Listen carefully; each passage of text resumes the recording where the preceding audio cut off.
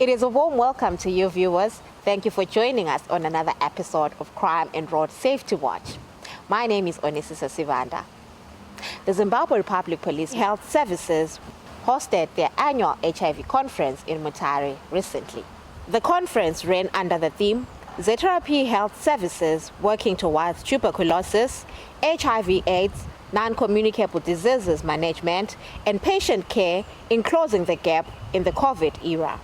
United Nations set ambitious targets to end the HIV/AIDS pandemic called the 95-95-95 target, set to ensure that 95% of people living with HIV know their status. 95% who know their status are receiving treatment, and 95% of people on HIV treatment have a suppressed viral load by 2030. And the ZRP Medical Services are aiming at achieving this target by the set time. The two-day conference was officially opened by the Deputy Commissioner General Administration, Deputy Commissioner General Stephen Mutamba. It is pleasing to note that despite many challenges that we have faced in managing HIV, the organization continues to do well with the help of various partners. I am happy that the HIV conference has now become an annual event on our health services calendar. Indeed, this affords our health practitioners an opportunity to continuously share information and good practices that can improve our fight against HIV. Just like all other citizens, police officers have not been spared from HIV. It is therefore important that measures are in place to manage the scourge so as to ensure that the core business of the organization is not affected. Given the globally acknowledged nature of the HIV challenge, it is critical that health personnel get time to share and compare notes on best practices in order to come up and build their efforts. I am happy that this conference has been affording you all such a platform. May I take this opportunity to applaud our health personnel for their tireless effort, which has seen them being our unsung heroes, more so during the unforgettable recent past when humanity was threatened by the global menace of COVID-19. The strain that the pandemic brought on the national health system was evident and also affected the management of HIV. I am pleased to be informed that notwithstanding all these drawbacks, our country and indeed the Zimbabwe Republic Police through the Health Services Directorate remain on track on our HIV goals.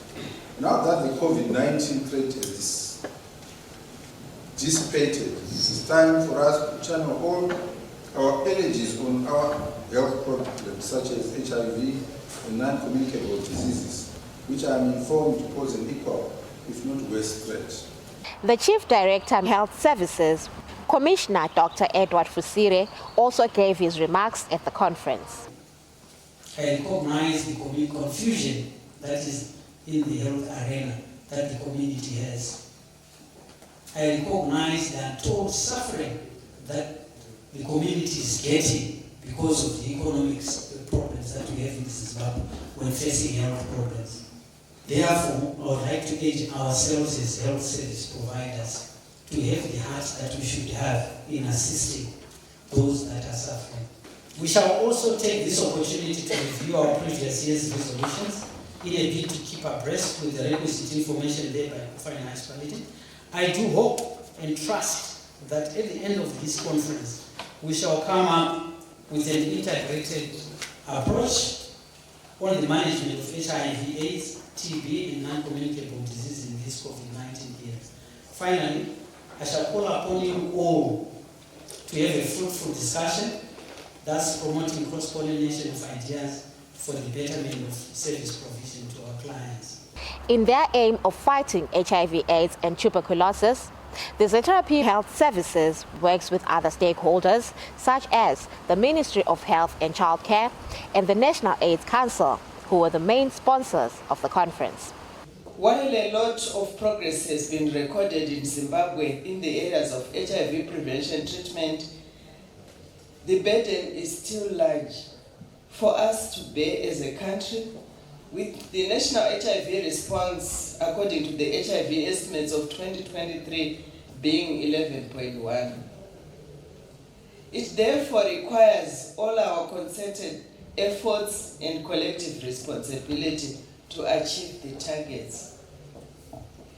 HIV and AIDS continues to negatively affect the country's health, demographic and social services, especially as the pandemic severely affects people in the productive age group. This is further exacerbated by the sudden increase in non-communicable diseases such as cancers and other lifestyle-related illness, communicable diseases, pandemics such as COVID-19, that are also seriously affecting those living with HIV as well as the general population. NAC believes, therefore, that HIV remains a public health concern in Zimbabwe, with far-reaching social and economic implications that call for improved participation of other players in line with the multi-sectoral nature of the response to HIV and AIDS. We are very pleased that Zimbabwe Republic Police prioritizes the HIV and AIDS program and is prepared to learn from evidence, from research to guide the implementation of relevant HIV and AIDS intervention within its services.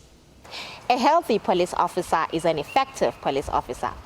The Zimbabwe Republic Police prioritizes the health of its members, hence the importance of such conferences. We take a short break. Join us in the second segment.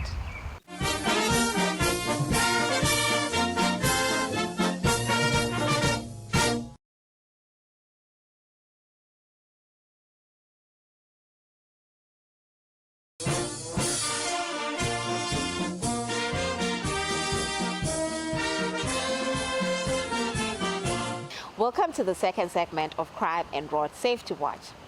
Police in Marondera arrested 2 cattle rustlers for 4 counts of stock theft. ZRP Marondera Rural recently arrested 2 suspected cattle rustlers. Elson Chimtunga, aged 40 years, of Mausekwa under Chief Nenguo, and Simbarashe Pasipanojika, aged 33 years, of Marondera under Chief SOCIO, in connection with the 4 counts of stock theft which occurred at Clover Hill Farm. 2 beasts were recovered and the other 2 were already slaughtered. The 2 are in police custody and they are assisting police with investigations. The achievement was made with the assistance of the community.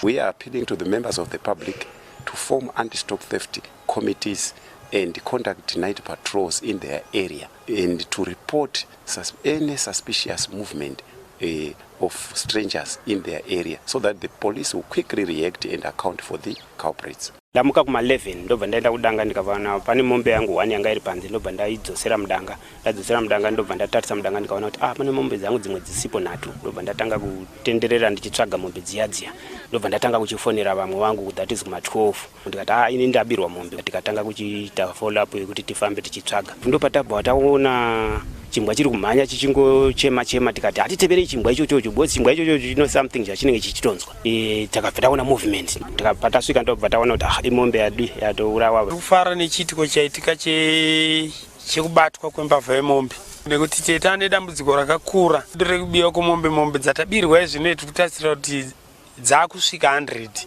Vana varatidza ushingi nekuti vana ava vamuka pavanzwa kuti mombe dzabiwa wamuka wakateera mbavha kusvika wadzibata. Moving on to this week's traffic safety segment, the Traffic Safety Council of Zimbabwe, in the company of the Deputy Minister of Health and Childcare, visited victims of a road traffic accident at Chitungwiza General Hospital. This accident occurred along Harare-Masvingo Highway, where 3 school children died on the spot. It's an unfortunate incident that happened along our highway, the area called 52. What I hear happened is that they were school kids who were given a lift by a small trucker, and I think there were 23 of them in that small truck.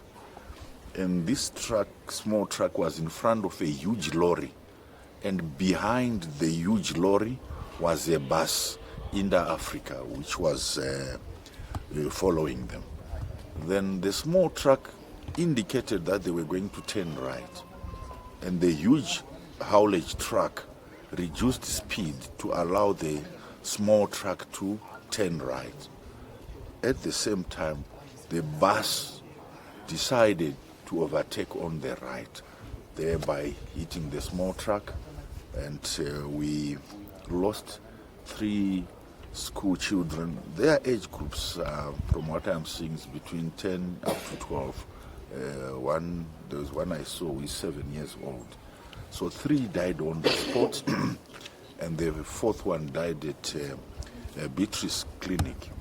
And the driver of the small truck we had helped these kids ended up dying at Chivu Hospital.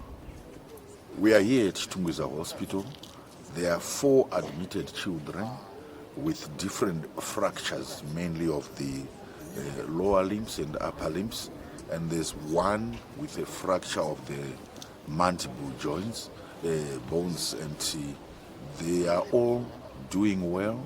I managed to talk to the 4 of them and their parents. To all road users, life cannot be borrowed. Let's all be careful. Let's follow the road rules. Bus operators, private drivers, truck drivers, we need to be responsible for our lives, because this is young life lost. We are losing life every time.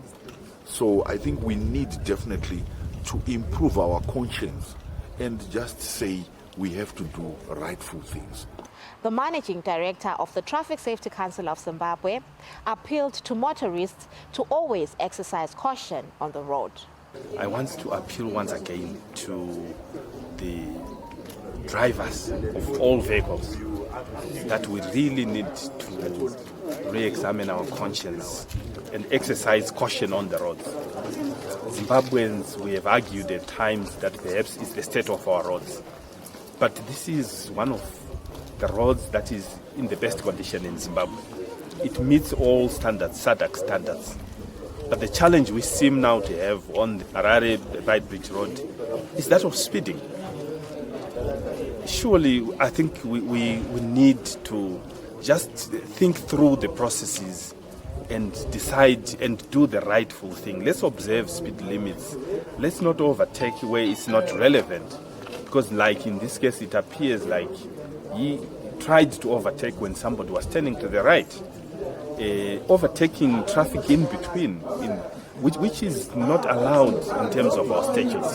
So let us be cautious on the roads and let us just save lives. 5 lives lost a day is 5 lives too many.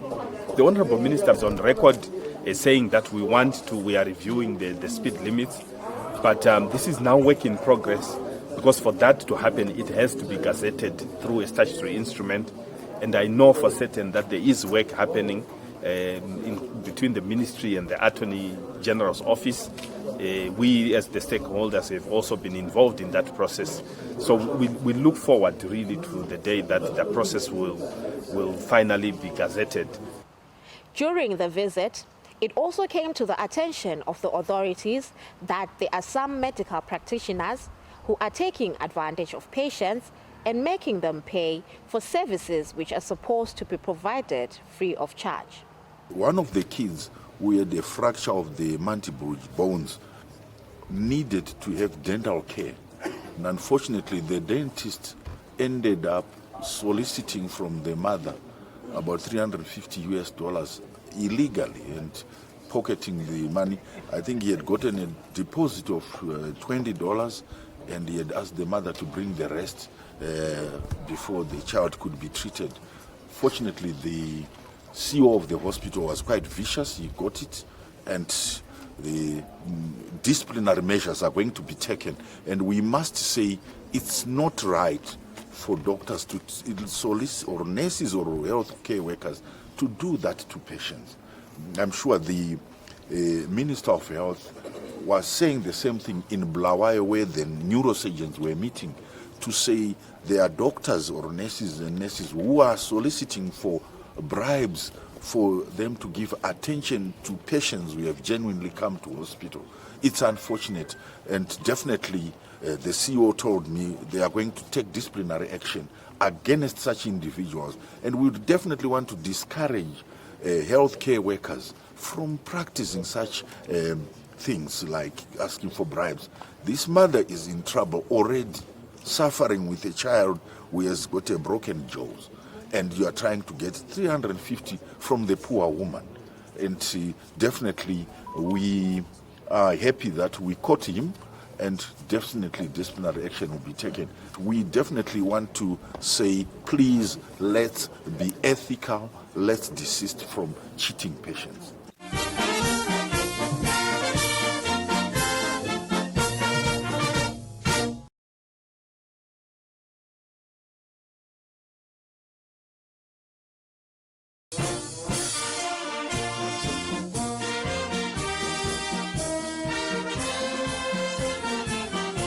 It is the third and final segment of Crime and Road Safety Watch.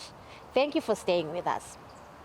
Police-public partnerships paid off for Zetherapy Hillside in Bulawayo, as they now have a patrol car courtesy of the Neighborhood Watch Committee.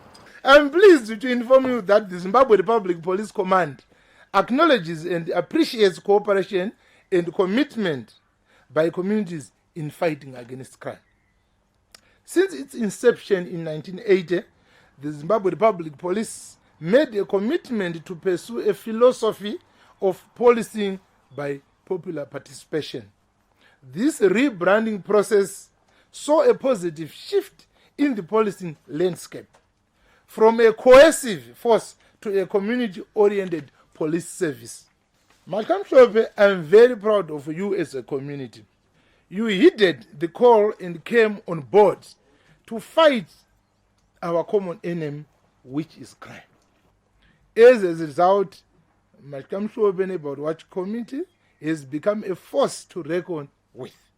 Thus, Malcolm Shope is becoming a no-go area for criminals. We converge here today to witness and celebrate yet another Malcolm Shope Neighborhood Watch Committee achievement, a dedicated patrol vehicle. Once again, a hearty congratulations to you. I implore you to remain united as a community, continue cooperating with the police, and scale more heights. I want to thank the residents of Matamhlope, as well as their executive committee, who have made this event a success. Before we formed this Neighborhood Watch Committee, we had a spate of unlawful entries, an upsurge in cases of theft of copper cables. The residents came up with this initiative of contributing so that they buy this patrol car. Through this patrol car, cases of unlawful entry have reduced, cases of copper cables have reduced. I want to applaud them for this initiative. In other news, the curtains finally came down on the SOCIO Region Women Network Training Conference, which took place at the Zetherapy Golf Club in Harare. The past week has been an opportunity for police officers from across the SADC region to share best practices, knowledge, and elevate their appreciation of crime and law enforcement. More so, at a time when the world is facing the challenges spanned by the transnational organized crime, training conferences of this nature have become important. I am happy that our resolve as a region to ensure a safe and secure environment for socio-economic development has therefore received a major boost. I am happy to inform you all that the idea of coming up with a regional training conference was a deliberate and calculated to ensure seamless synergies in the regional bloc, while it also ensuring that we achieve gender equity. The Permanent Secretary of the Ministry of Home Affairs and Cultural Heritage officially closed this ceremony. As the government of Zimbabwe, We are grateful for the trust that the region bestowed on us to host such an important event. May I therefore take this opportunity to assure you all that we remain committed to bridging gender disparities by empowering female police officers and their male counterparts. We also appreciate the importance of gender equity, gender equality, as a building block in the development agenda of the nation, the region, and the world at large. It is encouraging and therefore commendable to realize that SADC police chiefs, through their wisdom and insight, saw the value in establishing women network structures as a way of entrenching gender equality within our policing agencies.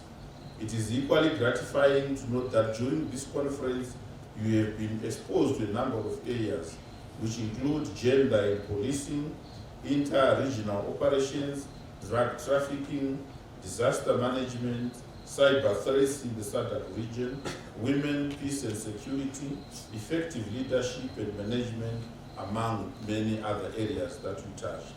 As the Republic of Zimbabwe, we remain grateful to what previous regional policing efforts have achieved.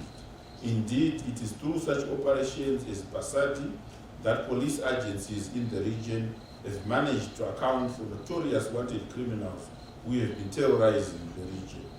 Now that more synergies have been developed through this conference, we look forward to increased and equally fruitful collaboration that will make this region a safe destination for our citizens and visitors alike. We now move on to people on the police wanted list.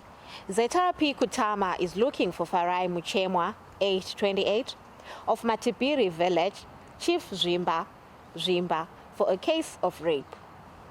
Wellington Zuzi, age 21, of Msengezi Farm, Msengezi, is wanted by Kutama police in connection with a case of rape. Zetara P. Fig Tree is looking for Mtabi Sidube, age 24, of stand number 4, Norwood, Fig Tree, for a case of attempted murder. Should you have information that may help in the location of those people, visit any nearest police establishment or contact us on the following details. Call us on our National Complaints Desk number 0242 703 631 or visit us personally at the Police General Headquarters in Harare. Visit our website at www.zrp.gov.zw and email us on feedback@zrp.gov.zw. We also have a Twitter handle at Police Zimbabwe and a Facebook page, Zimbabwe Republic Police. If you have missed any of our Crime Watch episodes, you can watch them on our ZRP YouTube channel, Zimbabwe Republic Police. It has been a pleasure having you along. From me, Onesisa Sivanda, and the crew behind the scenes. See you next time.